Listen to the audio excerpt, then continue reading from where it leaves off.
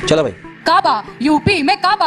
अब तू गया बेटा, अब तू गया देख। इतने प्रश्नों में घिरकर भी पुनः समर्थन पा गए, इतने प्रश्नों में घिरकर भी पुनः समर्थन पा गए। तुम काबा काबा करते रह गए, बाबा फिर से आ गए। यही नहीं, अभी और सुनिए। तो ये कहना चाहूंगी कि देखिए, दो तरह के कवि होते हैं, एक सरकारी कवि, एक लोक कवि। अभी बता भाई, अभी बता कि बात में कुछ बात हो, वो बात होनी चाहिए, जीत होनी चाहिए या मात होनी चाहिए। और पीठ पीछे कुछ भी कहना तो बहुत आसान है, पीठ पीछे कुछ भी कहना तो बहुत आसान है, सामने से कह सको औकात होनी चाहिए। हम कलाकारों की जिम्मेदारी और बढ़ जाती है, न कि सरकारी कवियों की तरह, सरकारी कवित्रियों की तरह गाने लग जाए। होकर खुद को गज का नाप समझने लगते हैं, जरा बड़े हो बच्चे खुद को बाप समझने लगते हैं। और एक दो चींटी जिनकी अंबर राह छोड़कर गुजर गई, वही केचुए खुद को अक्सर सांप समझने लगते हैं। मुझे क्यों तोड़ा? आइए देखते हैं, मजा आएगा।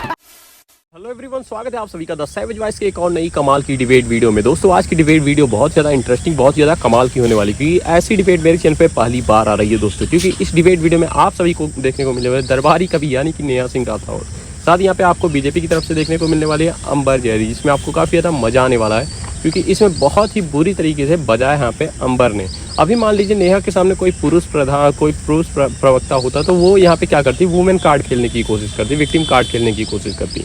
लेकिन यहाँ पे सबसे बड़ी यहाँ पे मास्टर स्ट्रोक ये था कि किसी महिला ने उनके सामने मोर्चा संभाला, और जो हुआ उसके बाद वो तो देखने लायक था। यानी कि नेहा को पूरी तरीके से एक्सपोज करके रख दिया यहाँ पे अंबर ने। तो काफ़ी ज़्यादा मजा आने वाला इस डिबेट वीडियो में, इसलिए लास्ट तक जरूर से बने रहिए। साथ ही अगर आपने इस वीडियो को लाइक नहीं किया, फटाफट से लाइक कर दीजिए। आप बाद में भी कर सकते हो जब आपको वीडियो पसंद आए, तो फटाफट से लाइक कर दीजिए, शेयर कर दीजिए इस वीडियो का, चैनल को सब्सक्राइब कर दीजिए। चलिए आज की इस कमाल के डिबेट वीडियो को अभी स्टार्ट कर लेते हैं।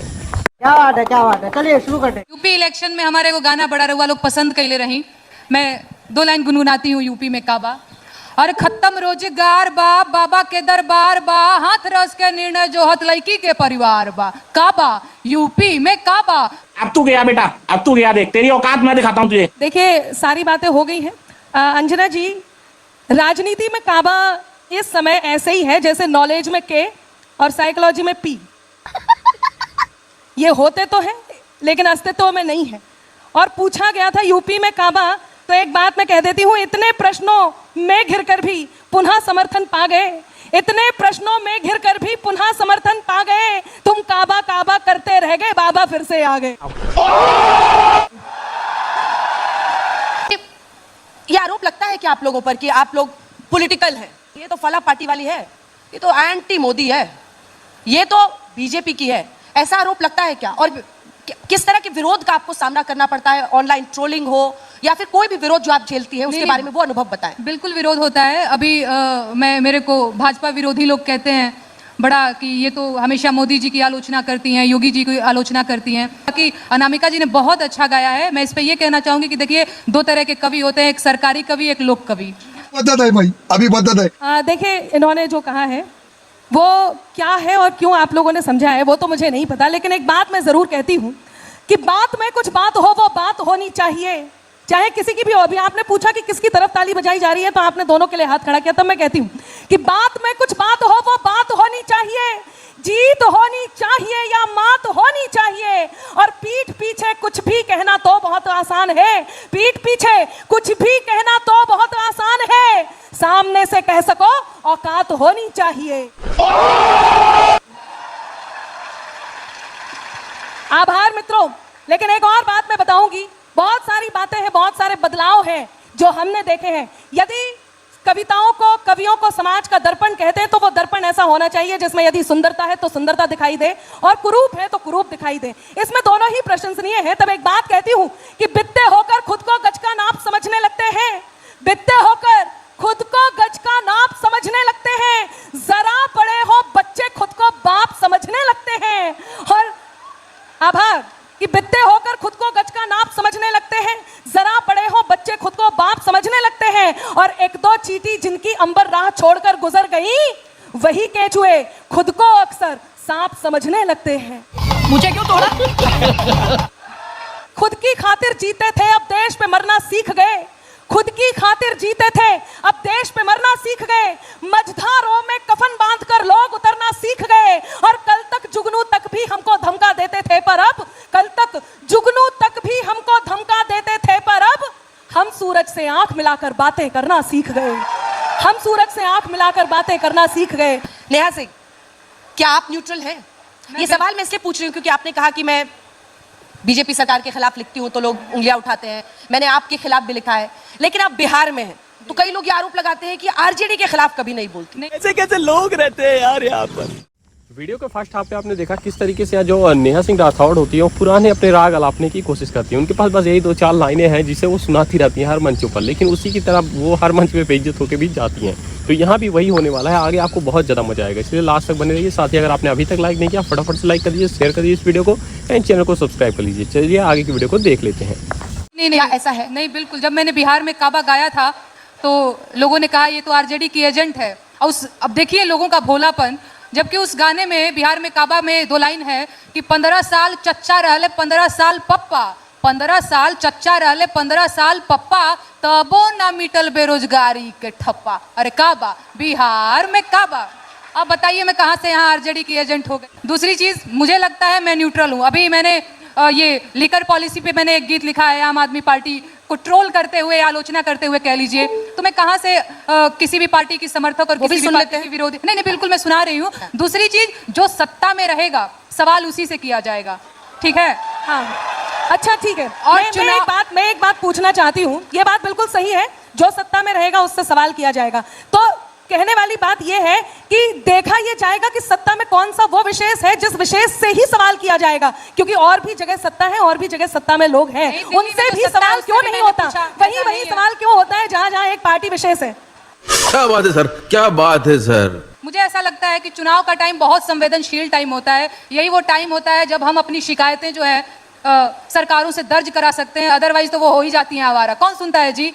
फलाने भी जीत गए, ढिमकाने भी जीत गए, कोई सुन रहा है आपकी बात? चुनाव के टाइम पे इन लोगों की पूछ दबी रहती है, इनको भी पता है कि नहीं इनकी बात सुनेंगे तो वोट नहीं देंगे, तो खूब लोड लेते हैं ना जनता का, तभी तो जाकर के वोट मांगते हैं। तो इस टाइम पे हम कलाकारों की जिम्मेदारी और बढ़ जाती है, ना कि सरकारी कवियों की तरह, सरकारी कवित्रियों की तरह गाने लग जाए।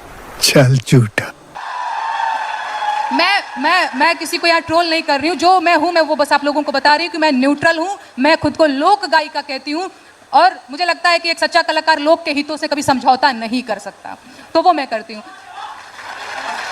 देखिए, व्यक्तिगत होना बहुत आसान होता है। आप बात पर ये बात मैं फिर कह रही हूँ कि एक व्यवस्था के विरुद्ध लिखना बहुत बड़ी बात है। व्यवस्था के विरुद्ध मैंने भी लिखा है, ऐसा नहीं है किसी एक के पक्ष में लिखा है, किसी एक के विपक्ष में लिखा है, बिल्कुल नहीं। मैम आपको जो दिखा आपने वो लिखा, कोई बात। हाँ, यही कि आपने जो देखा वही, मैंने जो देखा मैंने वही लिखा।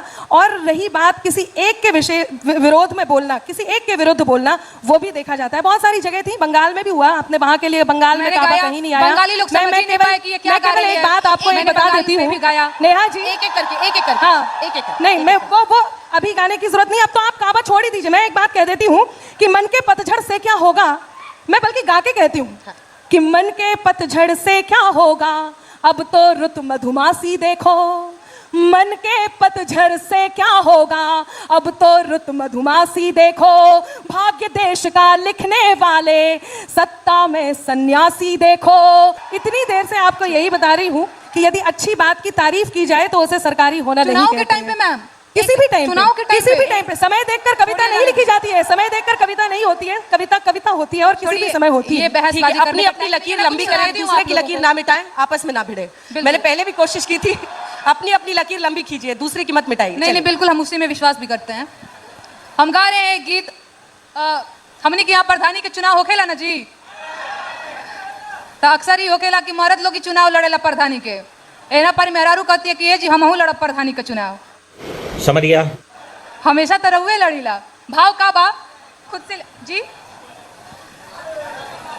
नहीं मैं एक भाव बता रही हूँ। एगो मेहरारू कहती है कि हमरा के चुनाव लड़े के बा, मर्द कहत बा कि पैसा रुपया तो बहुत है नहीं कि कैसे लड़ाई तोरा के चुनाव। जी बिल्कुल, देखिए ये बात तो सही है। मैं भी, मेरा मन है कि मैं भी आप लोगों के पास आकर के कुछ, अब मुझे कहा है कुछ अलग सा सुनाने के लिए, तो मैं भी वो चाहती हूँ कि आपके पास आकर के कोई बात कही जाए। तो आप लोग, आपसे अनुमति मांगती हूँ और एक बात मैं कहना चाहती हूँ। सबसे पहले तो बहुत आभार, जो ये 1-2 तालियां मुझे यहाँ तक पहुँची हैं। मैं, अब बात ये आती है कि चाहे आप राजनीति में हो, चाहे आप कहीं भी हो, किसी भी क्षेत्र में हो, एक बात जरूर होती है और वो बात ये है कि अगर तुम भी नहीं हमसे तो फिर हम भी नहीं तुमसे, कोई खुशियाँ नहीं तुमसे, कोई गम भी नहीं तुमसे। हुनर से कद को अपने खुद बढ़ाना जानते हैं हम, हुनर से कद को अपने खुद बढ़ाना जानते हैं हम। ज्यादा तो नहीं तुमसे, ज्यादा तो नहीं तुमसे, मगर कम भी नहीं तुमसे। शाबाश बेटा, बहुत ज्यादा तो नहीं तुमसे, मगर कम भी नहीं तुमसे। एक बात कहती हूँ, जिन्हें जो कहना होता है वो कह देते हैं, लेकिन हम क्या सोचते हैं और क्या करते हुए आगे बढ़ते जाते हैं, ये बहुत सीखने वाली बात भी है। और इन दिनों मैं बहुत हर्षित हूँ, गौरवान्वित हूँ कि देश में जो कुछ हो रहा है वो हम सबके लिए ठीक। मजा आया, और मैं ये जो मजा है हिंदुस्तान के हर व्यक्ति को देना। तो इस वाली वीडियो में आपने देखा किस तरीके से यहाँ एक डिबेट हो रही होती है, मतलब एक कवि सम्मेलन की तरह डिबेट हो रही होती है। ये कुछ नया स्टाइल मुझे लगा, तो मैं आपको बता रहा हूँ। तो इसमें क्या होता है कि अंबर आई होती है और यहाँ पे नेहा सिंह राठौड़ आई होती है, जो कि दरबारी कवि के रूप में जानी जाती हैं। यहाँ पर वो भी अपने वही पुराने राग जो हैं उनके वही अलापना शुरू करती हैं, यूपी में कावा, यूपी में बाबा, यही चीज़ें करने की कोशिश कर रही होती हैं, मतलब एक पक्ष को टारगेट करने की कोशिश कर रही होती है। लेकिन यहाँ पे अंबर भी पूरी तैयारी के साथ आई होती है, मतलब उनका अलग गुस्सा लेकर आई होती हैं और उन्हें बहुत ही बुरी तरीके से बजा दिया है नेहा सिंह राठौड़ को। यहाँ पे हर एक लाइन में भाई जो तंज था वो देखने लायक था। तो कैसी लगी आपको डिबेट वीडियो, नीचे कमेंट बॉक्स में जरूर से लिखिएगा। साथ ही अगर ये डिबेट वीडियो आपको पसंद आई है तो प्लीज़ वीडियो को लाइक करिएगा, शेयर करिएगा इस वीडियो को, ज़्यादा से ज़्यादा मात्रा में चैनल को सब्सक्राइब करिएगा यार। हमारा नेक्स्ट टारगेट है 80,000 सब्सक्राइबर, तो उम्मीद है कि आप लोग जरूर से करवा देंगे। तो फटाफट से सब्सक्राइब बटन को हिट कर लीजिए।